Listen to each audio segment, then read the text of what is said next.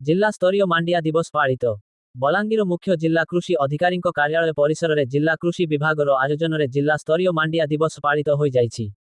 मुख्य जिला कृषि अधिकारी वीरेंद्र सिंह बरिहा अध्यक्षतार अनुष्ठित दिवस में मुख्य अतिथि भाव में जिला परिषद अध्यक्षा देवकी साहू, कृषि मंत्री प्रतिनिधि माधव साय, उद्यान उपनिर्देशक सुदेश कुमार चौधरी, टिटिलागढ़ कृषि अधिकारी धवलेश्वर प्रधान, पाटनागढ़ कृषि अधिकारी प्रमोद बेहेरा, आंचलिक कृषि संप्रसारण अनुष्ठान अध्यक्ष सुधाकर नंद प्रमुख जोग देइथिले। कार्यक्रम को सहकारी कृषि अधिकारी सुनंदा साहू परिचालना करथिले। ये नवेम्बर 1 तारिख रु 7 तारिख भितर मांडिया दिवस पालन करवा लगी राज्य सरकार रो आह्वान अच्छे। तो से आज 7 तारिख ये 7 तारिख टाक आम बलांगीर जिले में भी जिला स्तरीय मांडिया दिवस टाक पालन करुँ। तो मांडियाटा गोटे लघुशस्य खाद्य है। ये जिनटा ये लघुशस्यटा 1960-70 मसीह पहाड़ी अंचल जबरदस्त समस्ते करुले कि धीरे धीरे धानर हाइल्डिंग भेराइटी यूरिया सार आसवा मात्रे मांडियार प्रचार प्रसार कमी जावा द्वारा एटा लोप पाई जाइथिला। एटा को भितर बर्तमान मांडियाटा गोटे लघुशस्य जार कि न्यूट्रिशनल आ पोषण तथ्य तार भितर बहुत अजस्र परिमाण रे भर्ती होकर रही। लघुशस्य कहले खाली मांडिया बोलिक नुहे, मांडिया अच्छी, सुआ अच्छी, गुर्जी अच्छी, कोदो अच्छी, कांगो अच्छी, युवा को चाष सरकार बर्तमान प्रोत्साहन करे।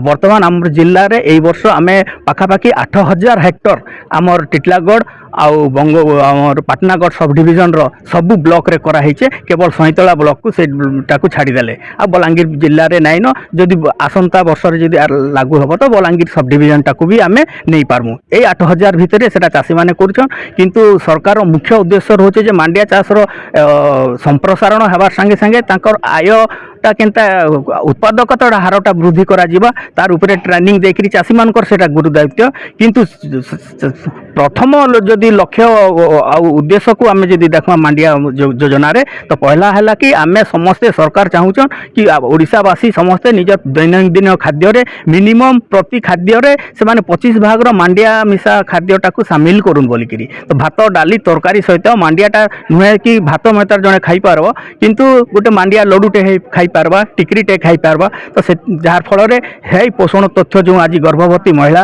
स्कूल जीवार छुआ मान पाखे जो पोषण अभाव देखा जाउछे सेटा को अभाव से अभावटा मेंटा जाई पारबा। वर्तमान धीरे दिन को दिन आम चाषी मानकर आउ सामाजिक सोशल ये कैटेगरी रे चाषी मान लोके वर्तमान फिटनेस को बेसी प्राधान्य देइछन।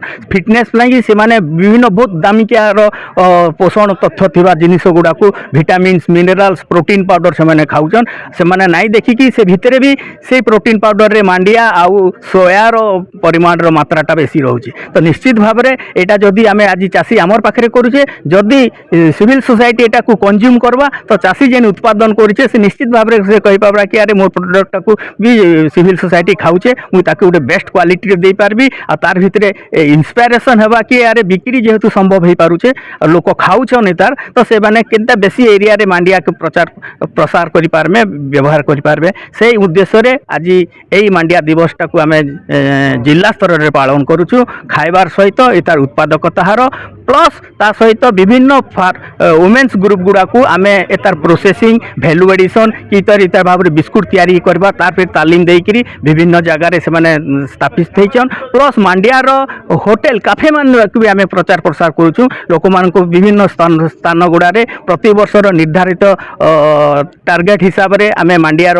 कैफे गुड़ा खोलुछु आ से जगार से माने जेकि एटा उपलब्ध हो पारबा। सेतिरे केवल मांडिया टिकरी नुहे, मांडिया लघुशस्य जातीय सबु प्रकार value added product, process product, रंधाबड़ा प्रोजेक्टा को सेमाने लोक खाई पारबे, व्यवहार के हो पारबा। तापरे ओडिशा गोटे निश्चित भाव में हसिले कृषक हसिब देश राज्यर हम बहु विकास जो अभिमुख्य रखी सरकार निश्चित भाव में सेटा सफल हवा बोलिक आम आशा करूँ।